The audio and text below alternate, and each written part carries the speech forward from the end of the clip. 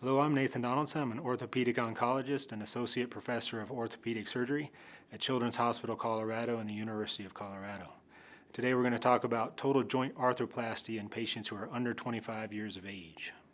So total joint arthroplasty is very common in adults, and it's becoming increasingly more common in younger patients.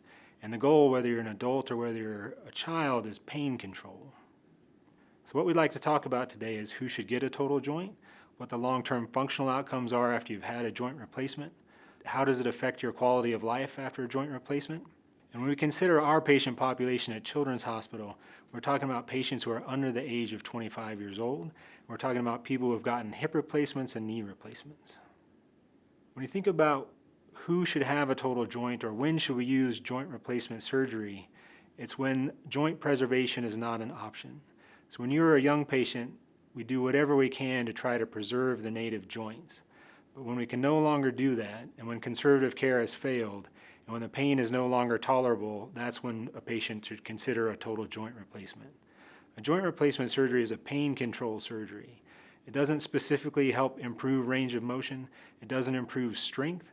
What it does is take away the pain from that joint that's been destroyed by whatever process is that has involved it.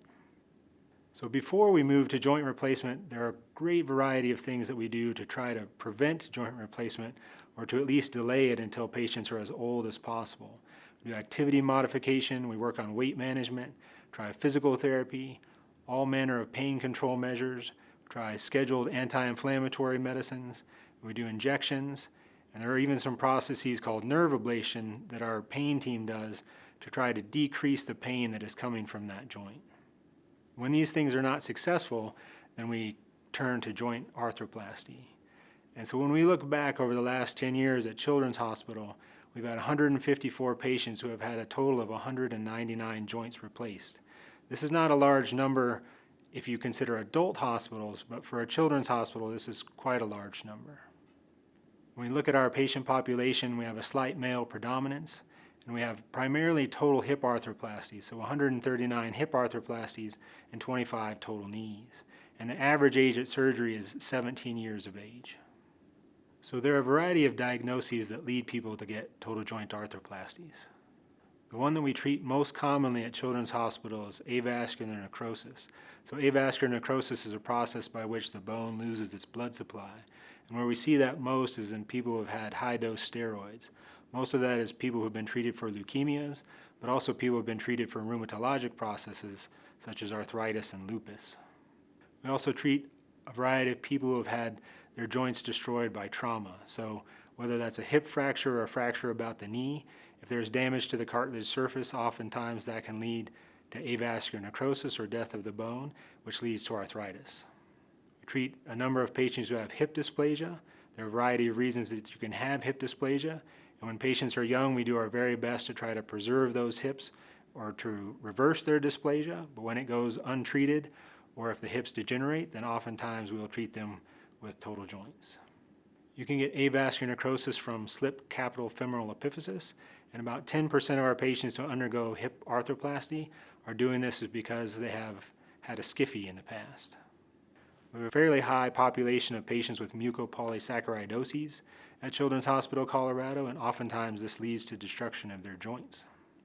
Skeletal dysplasias can also often lead to joints that don't glide and slide smoothly, which leads to arthritis, and these patients can benefit from joint arthroplasty. Perthes disease is another disease that affects the hips of young people, and once again, this is a condition for which we do our very best to preserve their hips, but if their hips go on to significant arthritis and pain, then a joint replacement is often a good procedure for these patients.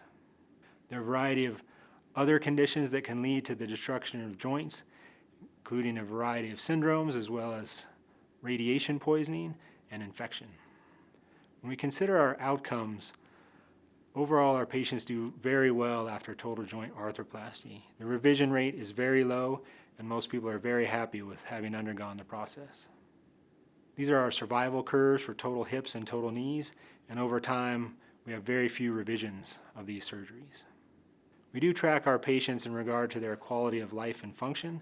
We have a variety of patient-specific outcomes that we track for our patients. We give them surveys both in person and send them to their homes so that we can try and track and see how they're doing after their arthroplasty.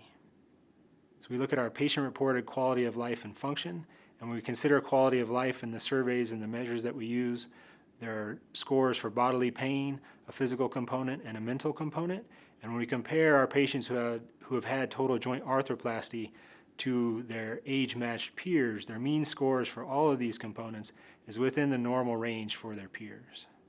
Our patient outcomes also include some physician measures, both modified Harris hip scores and Oxford knee scores. So we try to track and see both what our patient's scores are before surgery and what they are after surgery to ensure that they are getting a benefit from these procedures. In conclusion, our 5-year survival for our patients who have had total joint arthroplasty is very good. Our patients have comparable mental and physical function compared to their age-matched peers, and overall we can make a substantial difference in their lives in the amelioration of their pain. One of the things that we will continue to do is to follow our patients over time. When you have a total joint arthroplasty, this is a mechanical device. Any mechanical device has a limited lifespan. So if you put a total joint into somebody who's a teenager, this is not going to last for the rest of their lives.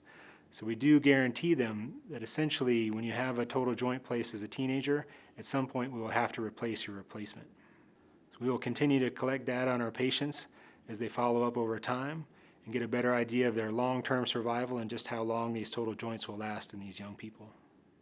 So if you have any questions about total joints, or if you have a patient that you think would benefit from a total joint, please feel free to call us at the orthopedic program at the number below, or go to the childrenscolorado.org website.